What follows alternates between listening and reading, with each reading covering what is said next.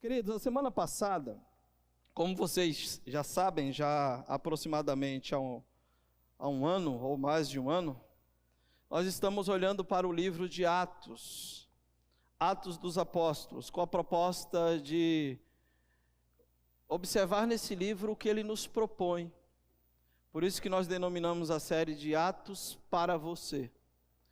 E nós chegamos no capítulo 19 deste livro, olhando aí para a terceira viagem missionária do apóstolo Paulo e com a sua equipe missionária. E a semana passada, nós observamos esse texto, olhando para a vida do apóstolo Paulo, da seguinte ótica. Paulo, na sua terceira viagem missionária, depois de sair da cidade de Corinto, depois de Deus usar a vida de Priscila e Áquila para discipular Apolo, Paulo então vai para a região de Éfeso. E é interessante porque esse desejo do coração do apóstolo Paulo já tinha acontecido anteriormente, aproximadamente uns 3 anos atrás. Paulo sentiu um desejo muito intenso de poder viajar para a Ásia Menor e poder, a partir de Éfeso, evangelizar, compartilhar do evangelho com aquele povo, daquela região da Ásia Menor. Mas em Atos capítulo 16, nós lemos que Paulo fora impedido pelo próprio Cristo de poder ir para a região da Ásia Menor, e ele tem um sonho, uma visão de um varão macedônio, clamando ao apóstolo Paulo, dizendo que ele deveria então atravessar a Macedônia e ajudá-los. Então Paulo, ao invés de agora se dirigir para a Ásia, ele vai para a Europa, bem próximo da Macedônia, chega na cidade de Filipos, e ali ele prega o evangelho, como já apresentamos para vocês. Depois de 3 anos, Paulo então chega em Éfeso. O tempo de Éfeso para ouvir o evangelho chegou. E nós apresentamos para vocês a semana passada que a cidade de Éfeso era conhecida como uma cidade de delinquentes, porque era uma cidade em que tinha por hábito ter a sua vida sendo dirigida, ou sendo conduzida, ou vivida no período noturno e não no período dos dias. Eles trabalhavam das 7 da manhã às 11 da manhã, e durante o período das 11 da manhã até aproximadamente às 17 horas da tarde, eles dormiam, literalmente. E eles passavam então a voltar a ter uma vida dentro da realidade de Éfeso no período da madrugada. Depois da meia-noite até às 6 da manhã, a cidade estava acordada. Diante desses fatos, essa cidade era conhecida como uma cidade de delinquentes. Por quê também? Porque havia um templo dedicado a uma deusa chamada Diana, em que dava salvo-conduto aos marginais, aos criminosos, aos bandidos que chegavam dentro da realidade de Éfeso, e chegava a aproximadamente 500 metros do templo. Ninguém poderia fazer mal algum, porque a deusa Diana, ou os sacerdotes, ou as sacerdotisas do templo de Diana davam salvo-conduto a esses marginais. Vimos também dentro dessa realidade na cidade de Éfeso, que a cidade de Éfeso, além de ser uma cidade conhecida como cidade de delinquentes, ela era uma cidade que era conhecida como centro de superstições pagãs, onde as cartas de Éfeso, as famosas cartas de Éfeso, eram vendidas dentro das praças como amuletos que ensinavam a ter proteção nas viagens, a ter proteção para a família, a se dar bem no amor, a proteger os filhos, a ser bem sucedido nos negócios. Então era uma cidade muito supersticiosa, e que vendiam estas famosas cartas de Éfeso para que o povo pudesse então viver nas suas superstições. E esses que viajavam para Éfeso para adquirir as tais cartas ou os tais amuletos, eles ficavam na cidade, porque a cidade, além de ser uma metrópole de quase 250 mil habitantes, era uma cidade onde oferecia para eles um tempo de promiscuidade. E é esse contexto que Paulo chega na cidade de Éfeso para pregar o evangelho no tempo de Deus. Eu falei para vocês a semana passada que o tempo de Éfeso chegou, e a mensagem central que nós vimos a semana passada, dando continuidade, é essa aqui: seguir os planos de Deus é sempre a melhor estratégia, irmãos.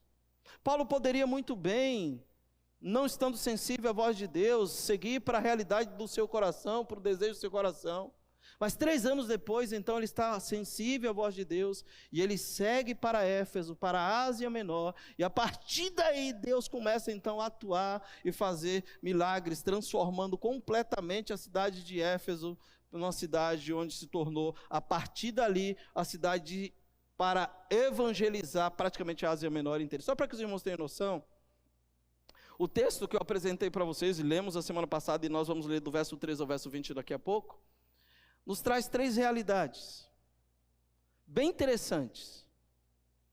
Primeiro, ele nos traz a realidade dos discípulos de João Batista, que foram batizados no batismo de João. Isso não indica que João os batizou, foram batizados, instruídos. No batismo de João, João vinha com a palavra de condenação, condenando o pecado, denunciando o erro, e com a palavra da seguinte admoestação: arrependei-vos, porque está chegando o reino dos céus. E esses discípulos foram batizados no batismo de João. E Paulo então os indaga perguntando em que batismo que eles foram batizados. Eles falam batismo de João. E eu falo: vocês não têm o Espírito, vocês nunca ouviram, nós nunca ouvimos falar do Espírito Santo. E aí Paulo apresenta a verdade do Evangelho, eles ouvem sobre Jesus, eles então decidem ser batizados. Paulo ora sobre eles, e o texto bíblico vai falar que sobre eles vieram o Espírito Santo. Então do verso 1 ao verso 7, nós aprendemos o primeiro ponto, que é esse aqui que vai apresentar para a primeira lição, que é essa: ninguém pode tornar-se cristão sem receber o Espírito Santo de Deus. Não há possibilidade, é uma verdade simples, clara. E como é que isso acontece, pastor? O batismo do Espírito Santo é a mesma realidade que acontece em Atos 2, em Atos 8, em Atos 10, em Atos 19. É a mesma realidade, irmãos. Os dons de língua que aparecem ali, é o dom de língua inteligível.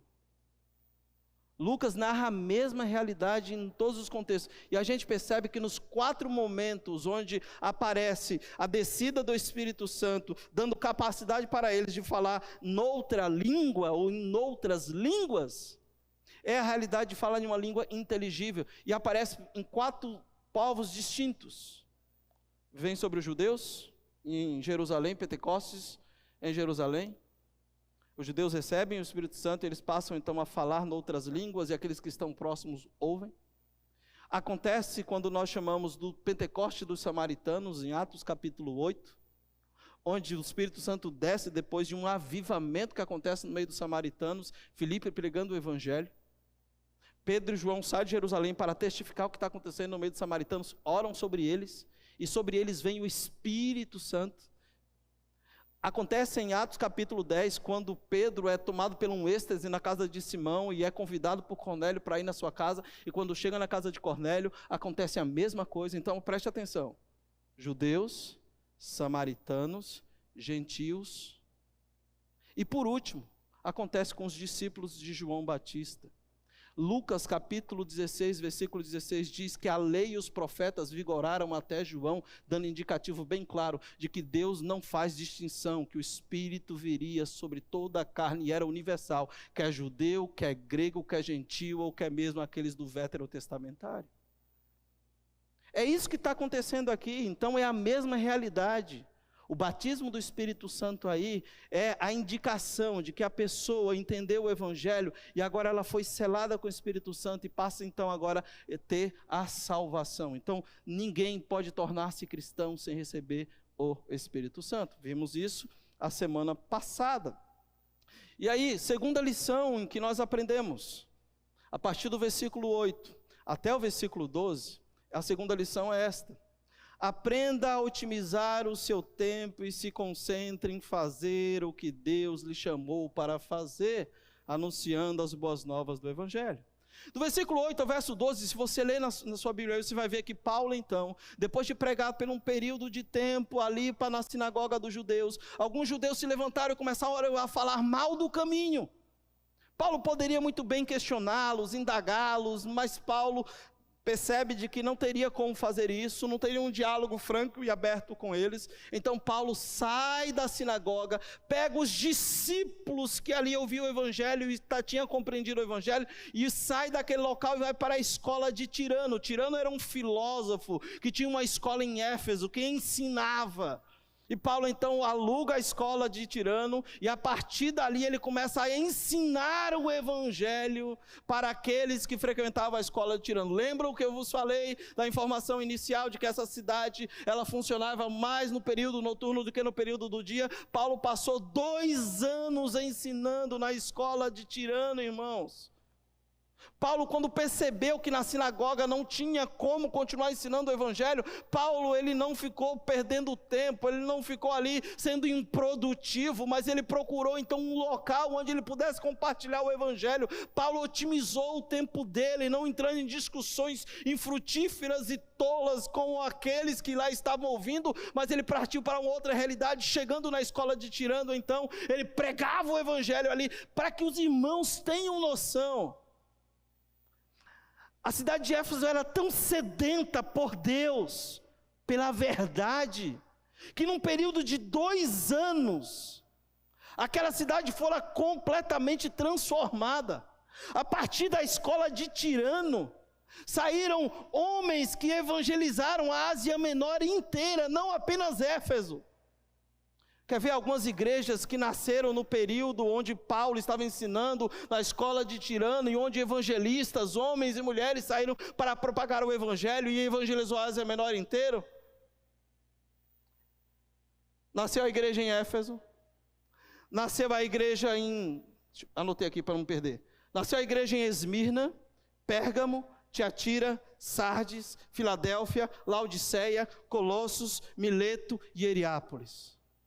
Estas igrejas foram fundadas a partir dos evangelistas que saíram da escola de Tirano, mostrando claramente que Paulo tomou a melhor decisão em não perder tempo para ir para embates infrutíferos com os judeus daquela sinagoga. E aí eu vos falei a semana passada que nós precisamos aprender algumas coisas com relação a essa mesma realidade. Falei para vocês que nós vivemos em um tempo tão difícil, um tempo muito politizado, onde tudo é base para a discussão, onde a gente tem ido para a vida social ou para a internet, percebe o quanto tem sido difícil lidar com comentários e com crentes se manifestando nas redes sociais de maneira inadequada, ferindo uns aos outros. Nós precisamos saber otimizar o nosso tempo e nos concentrar em fazer o que Deus quer que façamos. E a pergunta que eu fiz a semana para vocês, vimos também que Deus autenticou o ministério do apóstolo Paulo com milagres. E a pergunta que eu fiz para vocês, como é que isso se aplica às nossas vidas, é isso: Deus usa a pregação do evangelho para salvar vidas. E nós devemos manter o foco na palavra de Deus e no evangelho. E não nos distrairmos com sinais, com coisas que não nos competem ou com coisas que não valem a pena. Sejam com discussões tolas, infrutíferas, ou com questões como aconteceu no verso 11, onde pessoas estavam mais buscando lenços e aventais do apóstolo Paulo, para que assim pudesse fazer algum tipo de prodígio sinal. E aí nós paramos aqui, meus irmãos, a terceira lição. E a partir daqui, eu quero então ler o texto com vocês, olhar para a terceira lição, aplicar para as nossas vidas e acabarmos o culto desafiando vocês a viver uma vida missional. Tudo bem? Não sei se é porque hoje eu não tomei meu remedinho, mas ou a igreja está com sono, eu estou com sono, uma coisa séria. Vamos ler nosso texto bíblico, Atos capítulo 19, versículo 13.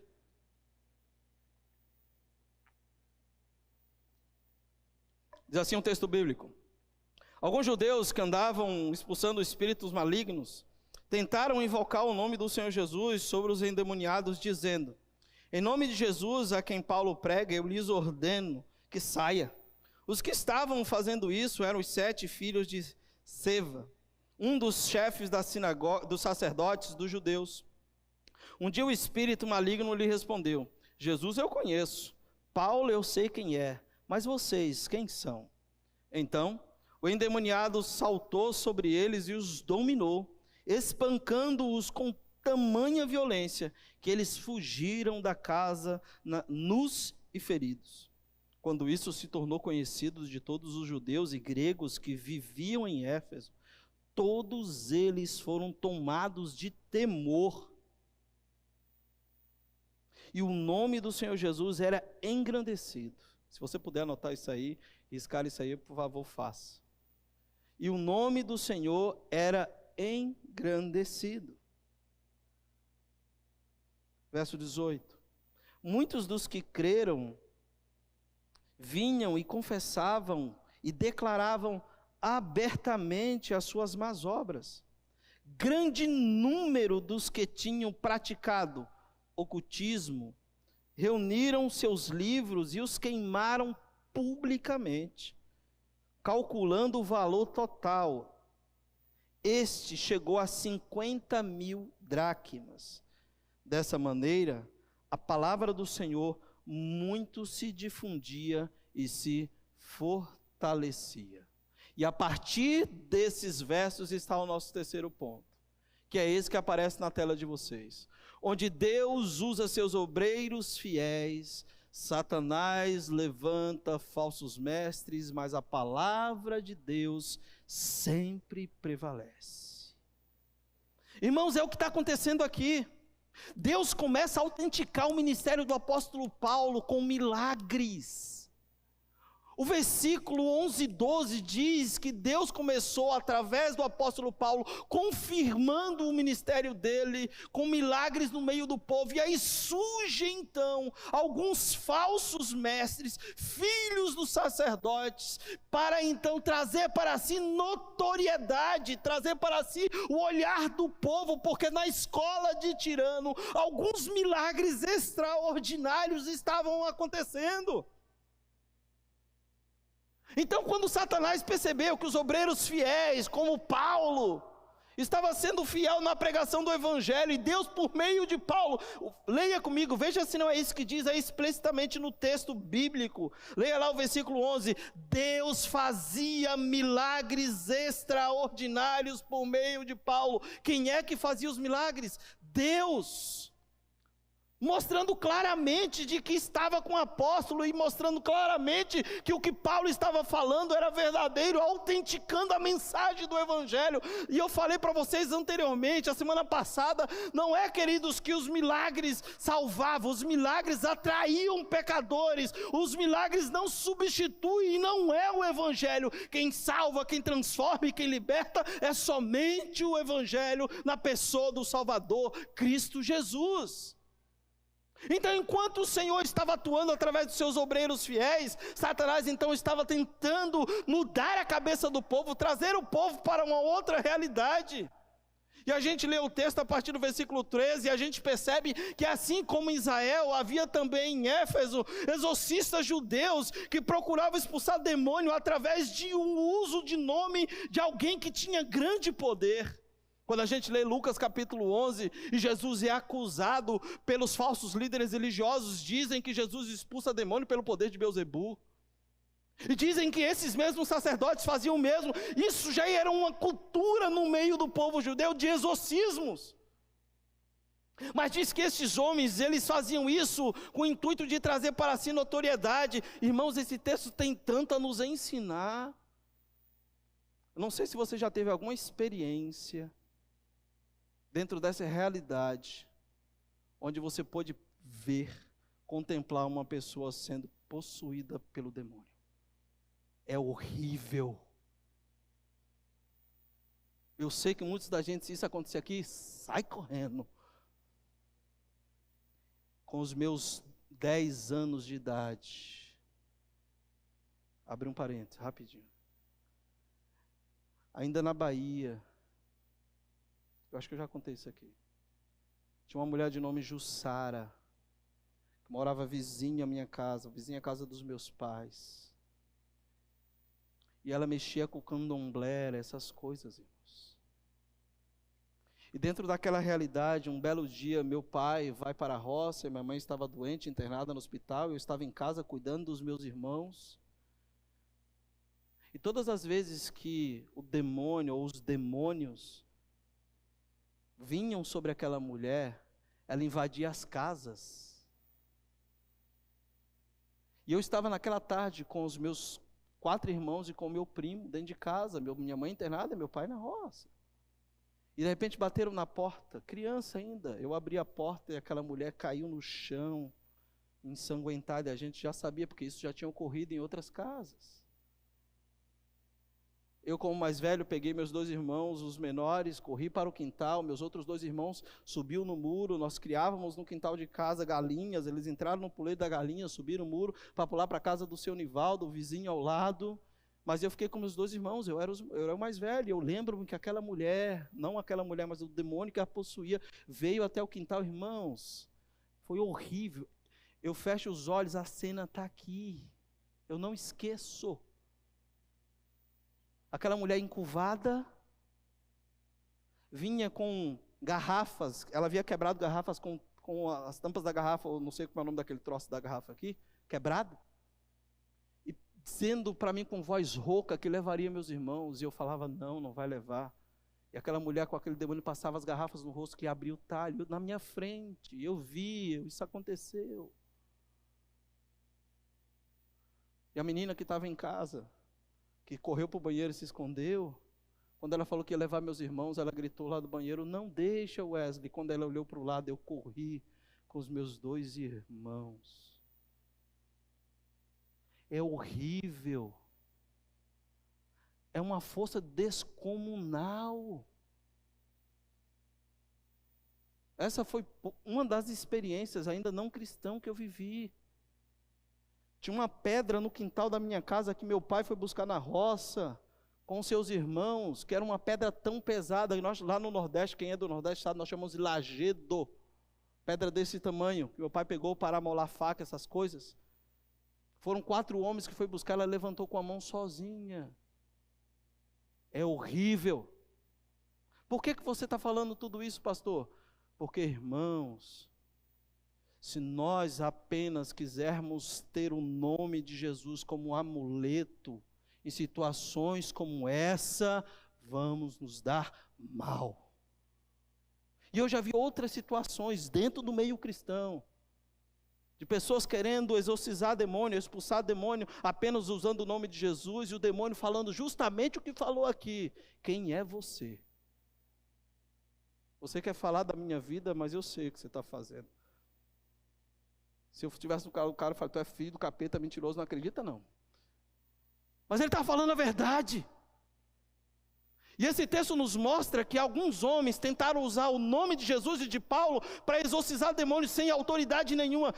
Lembra do primeiro ponto? O primeiro ponto é, só pode de fato ser convertido aquele que tiver uma experiência verdadeira com o Espírito Santo, aqueles que nasceram de novo, aqueles que foram batizados com o Espírito Santo. E esses homens agora querem trazer a notoriedade para si, expulsando o demônio. Veja o que diz o versículo 14, irmãos. Os que estavam fazendo isso eram 7 filhos de Seva, sacerdote, eram religiosos. Verso 15 diz, um dia o espírito maligno lhe respondeu, Jesus eu conheço, Paulo eu sei quem é, mas vocês quem são? Porque esses homens estavam ordenando em nome de Jesus a quem Paulo prega que esses demônios deveriam sair. E quando a gente lê até o verso 16, diz que esses homens foram envergonhados, humilhados, porque tentaram usar o nome de Jesus apenas como um amuleto.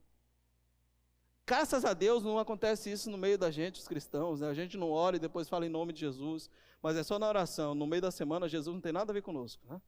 Graças a Deus, amém, irmãos? Jesus, amém, fala, por favor, fala amém, fala amém. Temos que tomar muito cuidado, irmãos. No caso aqui é a experiência de um exorcismo. Mas nós precisamos tomar cuidado para não usar o nome de Jesus apenas como um amuleto, apenas como algo que está acontecendo, em que temos uma suposta intimidade e usamos o momento que quer, sacamos o momento que queremos esse nome, por acharmos que esse nome tem todo o poder, e ao citar esse nome as coisas vão acontecer. Não é assim que funciona. Paulo falava de Jesus porque tinha relacionamento com Jesus. Paulo compartilhava do amor de Cristo porque sabia quem era o Cristo. Mas esses homens aqui não. Versículo 17 nos mostra, queridos, que aconteceu uma cena desastrosa dos exorcistas sendo espancados e fugidos, e teve um resultado glorioso. Tudo isso aqui tinha um plano divino. Esses homens que tentaram trazer para si a notoriedade foram envergonhados. O verso 17 diz assim, leia comigo: quando isso se tornou conhecido de todos os judeus e gregos que viviam em Éfeso, todos eles foram tomados de temor, e o nome do Senhor Jesus era engrandecido. A notícia se espalhou rapidamente, e diz que o temor tomou conta do coração de todos os habitantes de Éfeso. Eles viram e ouviram e sabiam que o Jesus a quem Paulo anunciava na escola de Tirano era um Jesus verdadeiro, e os próprios demônios estavam declarando que sabiam quem eles eram. Isso gerou temor ao coração de toda aquela cidade. O texto vai dizer que muitos em Éfeso, cujo clamor habitual era: grande é Diana, deusa de Éfeso, passou agora a adorar e gritar: grande é o nome desse Senhor Jesus. Inverteram. Se você ler mais à frente, no capítulo 19 ainda, no versículo 28, depois que os artífices começaram a perder lucros e começaram a insultar o povo, essa era o clamor na cidade de Éfeso. Lê lá o verso 28, olha o que era o clamor. Ao ouvirem isso, eles ficaram furiosos e começaram a gritar: grande é Diana dos Efésios. Verso 38, eles vão dizer a mesma coisa. Esse era o clamor habitual da cidade. Verso 38, é isso mesmo? Isso, verso 34, diz assim, olha lá comigo: mas quando ficaram sabendo que ele era judeu, todos gritaram uma só voz, há cerca de 2 horas sem parar: grande é Diana dos Efésios. Esse era o clamor habitual naquela cidade, diante de coisas que saíam do controle. Eles clamavam a uma deusa que era um meteoro que havia caído do céu, e eles denominavam que aquele meteoro era uma deusa, a deusa da fertilidade. Mas agora, eles passaram a clamar, depois do espanto e da vergonha e da humilhação que os filhos dos sacerdotes tiveram, eles passaram a clamar: grande é o nome do Senhor Jesus. As pessoas não temiam mais aos demônios, mas temiam ao Senhor, cujo nome estava sendo engrandecido na cidade de Éfeso. Deus sempre vai usar os seus obreiros fiéis. Do verso 18 ao verso 19, fala qual foi o resultado e o espanto daqueles homens que estavam na cidade. Como resultado da vergonha dos filhos de Seva, uma grande convicção de pecado caiu sobre os efésios, fazendo com que renunciassem o que as suas práticas mágicas e destruíssem os livros mágicos que possuíam. Leia o verso 18, continua: muitos dos que creram vinham e confessavam, declaravam abertamente as suas más obras. O temor tomou conta de todos eles. Eles começaram a ter consciência do pecado, e eles vinham diante do apóstolo, e eles declaravam abertamente os seus pecados, as suas más obras, confessavam as suas práticas de ocultismo, confessavam as suas práticas de feitiçaria. O texto vai narrar que aqueles homens estavam vindo diante de Deus, estavam abrindo o seu coração abertamente, francamente, reconhecendo que só Jesus é grande, abandonando o misticismo, abandonando as superstições. Tudo isso estava acontecendo. O versículo 19 vai dizer que eles passaram então a queimar os seus livros. A queima dos livros aí é um sinal claro de que o povo da cidade de Éfeso estava desistindo da magia e abraçando o evangelho de Jesus Cristo, irmãos. Eles não queriam mais viver na vida errada. Eles não queriam mais viver uma vida que não agradava a Deus. E eles queimavam, eles tinham temor. E diz que eles queimavam as suas obras. Eles confessavam as suas obras. E eles então queimaram publicamente os livros. Lembra que eu falei para vocês do contexto? De que Éfeso era uma cidade supersticiosa e vendia as cartas, as famosas cartas de Éfeso, onde pessoas vinham, adquiriam e faziam aquelas orações ou aqueles mantras para receber proteção para a família, para a vida profissional, para a vida amorosa, para a vida dos filhos. Esses homens, essas pessoas, quando ouviram o que Paulo estava pregando, as maravilhas que Deus estava fazendo através de Paulo, e o que aconteceu com aqueles homens, tentando usar o nome desse Jesus, e os demônios mesmo declarando que Jesus eles conheciam, mas aqueles homens eles não sabiam quem eram, veio o temor e eles começaram a ter consciência de pecados e se arrependeram publicamente, irmãos, diante de todos. E o sinal de que o arrependimento era genuíno é que eles estavam abrindo mão daquilo que não agradava a Deus. É interessante que, quando a gente olha para o texto grego, o verbo queimar, o tempo do texto grego é o tempo imperfeito. É um indicativo de que eles continuaram queimando. Não foi apenas uma ação de um momento. Eles continuaram queimando, e queimando, e queimando, e queimando, até virar uma fogueira enorme, e eles continuaram queimando, simbolizando o arrependimento que aconteceu naquela cidade. E nada pode demonstrar mais definitivamente a realidade de mudança do que o fato da supersticiosa Éfeso estarem dispostos a queimar os livros, os amuletos, que lhes davam lucros. Eles vendiam. O Justo Gonzalez, comentando o capítulo 19 de Atos, diz que os valores dos livros e dos amuletos queimados correspondiam a 150 anos de um bom salário. Eles estavam abrindo mão de uma vida, do conforto, porque eles se converteram de verdade ao nosso Senhor Jesus Cristo, queridos. O que tudo isso tem a ver com a minha vida e com a sua vida, é a pergunta que nos cabe fazer para aplicar. Essas pessoas abriram mão e jogaram fora das suas vidas aquilo que os impediam de verdadeiramente servir ao Senhor e engrandecer o nome dEle. Essas pessoas abriram mão. Irmãos, existe alguma coisa na nossa vida que nos impede de louvar, de adorar, de estar genuinamente na presença do nosso Deus? Nós ainda guardamos em nossas vidas, ou no nosso quarto mais profundo e secreto, pecados de estimação que não queremos revelar para ninguém. Deus sabe, a ideia, a aplicação é essa. Essas pessoas, quando se converteram de verdade, renunciaram tudo aquilo que os impediam de servir e engrandecer ao Senhor verdadeiramente. Eles não queriam apenas usar o nome de Jesus, eles queriam viver o que Jesus estava sendo falado para eles através do Evangelho. Eles não queriam apenas ouvir simplesmente sobre uma religião, eles queriam viver literalmente aquela verdade. E diante disso, eles se arrependeram, ao ponto de terem prejuízo. E é tão interessante, irmãos, que Lucas faz questão de falar o valor, porque depois do verso 21 em diante, esse é um dos problemas que os artífices vai cobrar de Paulo. Eles estavam perdendo dinheiro, porque não apenas eles estavam queimando o que eles haviam comprado, mas eles estavam deixando de comprar o que já tinha na cidade. E os artífices ficaram loucos com Paulo, ao ponto de pedir para que assassinassem o apóstolo.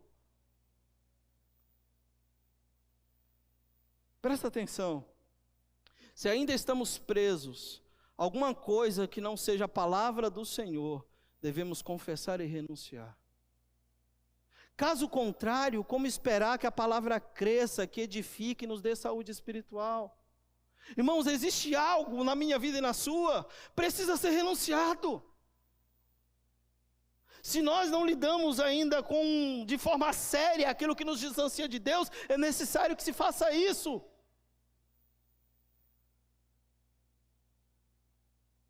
Qual seria a sua reação? De fato, pensa nisso. Qual seria a sua reação se dentro da vontade soberana de Deus, Deus te desse a experiência de expulsar um demônio? Você teria medo? Pense sobre isso, teria medo mesmo? Você nunca teve uma experiência dessa. Se Deus te desse o privilégio, é privilégio. Alguns falam. Qual seria a sua reação, irmãos? Você teria convicção de que aquilo que cantamos aqui, uma vida pura, de santidade, uma vida que agrada a Deus, estaria correta diante do Pai? Ou você iria com temor, com medo do demônio, falar, eu sei quem é esse Jesus, mas você quem é? Qual seria a nossa reação? Como é que eu e você queremos viver, crescer na palavra, ser edificado e ter saúde espiritual, se porventura nas nossas vidas existem coisas que não queremos renunciar, que não agrada a Deus? Os gregos, os gentios, os moradores de Éfeso, ao ouvir e ao ver que o nome de Jesus tem poder, o temor tomou conta deles, ao ponto deles confessarem publicamente a Jesus, engrandecerem o nome de Jesus e abrirem mão de tudo aquilo que os impediam de servir verdadeiramente ao Senhor. Precisamos abrir mão daquilo que nos impede de estar em santidade, servindo verdadeiramente ao Senhor. Irmãos, que seja além da nossa expressão de simplesmente verbalizar, mas que seja nossas vidas no altar do Senhor, adorando ao Senhor, cantando o que nós acabamos de cantar aqui, que Ele é santo, que Ele é digno da nossa adoração, que nós o adoramos de todo o coração, e que não importa, se Deus me der experiências como estas, eu não terei medo e não tenho por que fugir, porque em nome de Jesus, é o nome dos reis, a quem eu sirvo e tem todo o poder, eu não tenho medo dessas coisas. Nós não temos medo dessas coisas, irmãos. Eu sou batista, mas eu já tive algumas experiências sobre essa. Olha, irmão, só Jesus, viu? Só Deus. Ela está aqui, ela é testemunha. Nós estávamos na frente de uma congregação lá na zona noroeste. Acabamos o culto, pegamos o ônibus do Canal 2 e morávamos na zona noroeste. Na hora que entramos no ônibus, entrou uma mulher, que na hora que aquela mulher entrou, sentou do nosso lado, assim, no outro banco, a mulher endemoniada começava a olhar para a gente, dando risada com a voz rouca. Falei, Jesus do céu, esse negócio me persegue. Você lembra disso? E nós ali orando, intercedendo, e aquela mulher criando uma bagunça naquele ônibus. E o povo já descendo, e só ficou eu e ela. E eu doido para descer.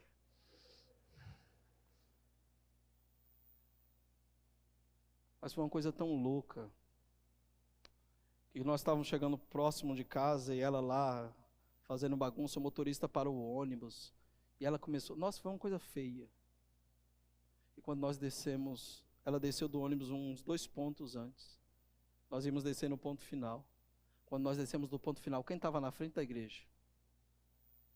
O capeta, gente.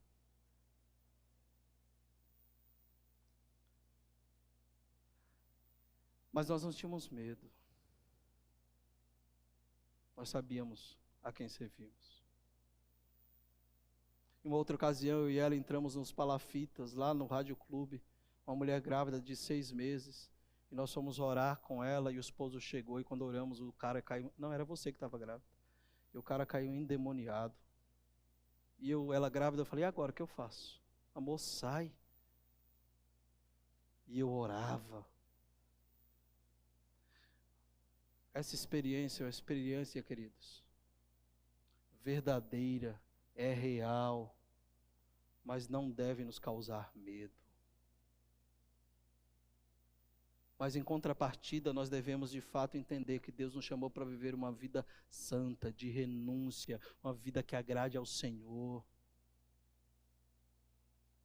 Para que não passemos pelas experiências de uma religiosidade vazia, sem sentido, e porventura sermos envergonhados, como foram os filhos daqueles sacerdotes. Deus quer nos levar a uma vida de intimidade, que agrade ao Senhor. Olha só que interessante, eu estou concluindo. O verso 20 fala que após uma derrota tão poderosa da obra satânica, Lucas ele escreve triunfantemente de que a palavra do Senhor crescia poderosamente. Os obreiros fiéis que Deus está usando, Satanás se levanta com falsos mestres, mas a palavra que está sendo proclamada sempre irá prevalecer. Queridos, não há nada neste mundo que possa deter o avanço e a proclamação do Evangelho do nosso Senhor Jesus Cristo. Nada nesse mundo. Veja o contraste que Lucas faz aí dos versos 19 aos versos 20. A palavra do Senhor prevaleceu em contraste com a palavra de Satanás, que estava sendo condenada, queimada ao fogo.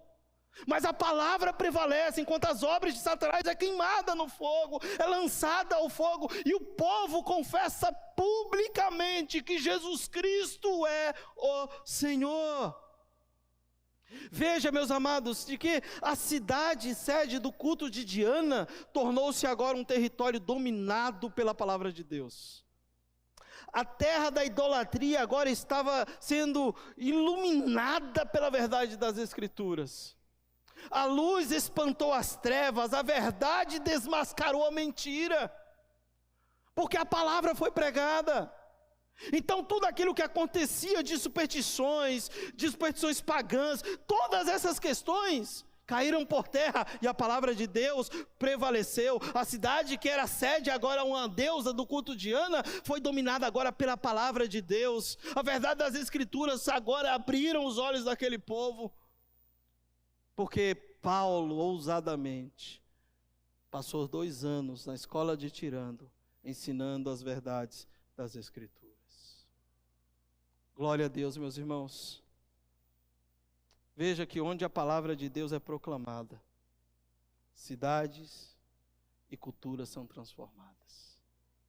Onde a palavra de Deus é proclamada genuinamente, cidade e cultura são transformadas pela palavra de Deus. E Deus quer fazer isso na realidade da nossa amada Cubatão. Deus quer fazer isso na realidade da nossa igreja local, que esta palavra continue sendo proclamada, que a cidade continue sendo transformada, que a cultura, que é uma cultura que não agrade a Deus, também seja transformada. Mas para que isso aconteça, tem que haver um comprometimento. Precisamos nascer de novo. Precisamos otimizar o tempo e fazer a vontade de Deus, porque a palavra de Deus vai prevalecer sempre. Eu quero concluir levando você a pensar sobre o que o Charles Spurgeon declarou. A respeito do Evangelho, ele disse: o Evangelho é como um leão. Você não precisa defendê-lo, simplesmente deixe-o sair da sua jaula. O Evangelho é como um leão, você não precisa estar preocupado em defendê-lo. Deixe-o sair, proclame, e ele fará o serviço. Ele fará o serviço. Lembra que eu vos falei que Paulo estava no momento certo na cidade de Éfeso, sendo sensível à voz de Deus, esperou o momento oportuno e Deus realizou uma grande obra na cidade de Éfeso. Através do ministério de Paulo, no tempo certo, no tempo oportuno, na escola de Tirano, o evangelho se espalhou por todo o mundo e muitas igrejas foram organizadas, as igrejas tais como eu mencionei para vocês, as 7 igrejas do Apocalipse, lá de Éfeso, que eu falei para vocês, a partir de Éfeso elas foram organizadas, porque Paulo estava no tempo certo, entendendo a vontade de Deus. E aqui concluo levando você a pensar sobre essa grande verdade. O tempo de Deus é perfeito, irmãos. E não importa o quanto Satanás se levante para impedir de que estas verdades do Evangelho sejam proclamadas. O tempo de Deus é perfeito para a minha vida, para a sua vida, como foi para a vida do apóstolo Paulo. Tenha calma, tenha paciência, porque assim como Deus planejou 3 anos depois transformar o contexto de uma cidade completamente idólatra, supersticiosa e praticamente uma cidade promíscua em uma cidade transformada pela palavra de Deus, o tempo de Deus é perfeito para cada uma das nossas vidas. Precisamos saber aguardar o tempo de Deus. Uma porta fechada por Deus hoje, como foi no caso de Paulo, não significa o fim do sonho. Pode ser apenas o início de algo extraordinário que Deus fará em sua vida. Viva a vontade de Deus. Proclame a verdade da palavra. Dê prioridade para isso. Evite embates que não vai te levar a lugar nenhum. Otimize seu tempo, pregue o evangelho. Não importa se à medida que você está pregando o evangelho, situações que estão acontecendo ao seu redor tentarão impedi-lo. Saiba, a palavra de Deus prevalecerá sempre. Enquanto aqueles homens estavam tentando trazer notoriedade para si, Deus estava agindo, o povo da cidade estava se convertendo, o nome de Jesus estava sendo engrandecido, e a palavra de Deus estava sendo difundida e fortalecida no meio do povo, prevalecendo no meio do povo. Que Deus nos ajude, irmãos, a continuarmos firmes, fiéis, buscando uma vida de santidade, de comprometimento, de renúncia, uma vida que agrade ao Pai e que possamos difundir o Evangelho de Cristo Jesus. Quando a palavra de Deus é pregada, cidades e culturas são transformadas. Quando o Evangelho genuíno é pregado, cidades e culturas são transformadas, e nós precisamos saber dessa verdade, proclamar essa verdade, admitir essa verdade e, de fato, confessar diante de Deus. Se porventura existe alguma coisa em nossas vidas que nos impeça de falar essas verdades, pecado, algumas situações de escravidão, confesse e abandone em nome de Jesus. Não espere ter a experiência dos filhos de Cefa. Não espere. Viva uma vida que agrada a Deus, em nome de Jesus. Vamos orar? Pai, obrigado, Senhor, pelo privilégio que o Senhor nos dá de olhar para a Tua palavra, olhar para as verdades que esse texto nos mostra. Um homem, Senhor, como o apóstolo Paulo, tão desprendido, Senhor, da realidade, Senhor, de mundo, e vivendo a vontade do Senhor, sabendo, ó Deus, estar sensível à Tua voz, para viver o tempo oportuno, o tempo certo, da proclamação da Tua palavra. Obrigado, Senhor, porque esse texto nos ensina, ó Deus, que, Senhor, não podemos ser cristãos se não tivermos a condução, o ser cheio do Espírito Santo. Que o Senhor nos encha, que o Senhor nos ajude, Senhor, a sermos completamente dependentes do Teu Santo Espírito. E sermos também, ó Pai, homens e mulheres, Senhor, que aprendam, Senhor, a otimizar o nosso tempo para fazermos a Tua vontade, que é a proclamação do Evangelho. E quando isso estiver acontecendo, temos plena convicção de que a Tua palavra irá prevalecer, transformando, convencendo pessoas do pecado, da justiça e do juízo. Ensina-nos, ó Pai, a vivermos estas verdades. Ajuda-nos, ó Deus, como diz o Spurgeon, a deixar, Senhor, que este evangelho, Senhor, seja livre, Senhor, na questão da exposição dos nossos lábios, falando e proclamando esta verdade, para que o próprio evangelho cumpra, Senhor, a sua vontade, transformando vidas e libertando vidas em nome de Jesus. Oramos grato ao Senhor por esse tempo e pedimos que o Senhor nos ajude, ó Pai, a refletirmos melhor sobre estas verdades, aplicando-as em nossos corações. Oramos grato na pessoa do nosso Salvador, que é Cristo Jesus, nosso Senhor, em nome de Jesus. Amém. Deus abençoe, queridos. Nós iremos concluir com o pessoal do louvor. Já estão por aqui? Pode vir, irmãos.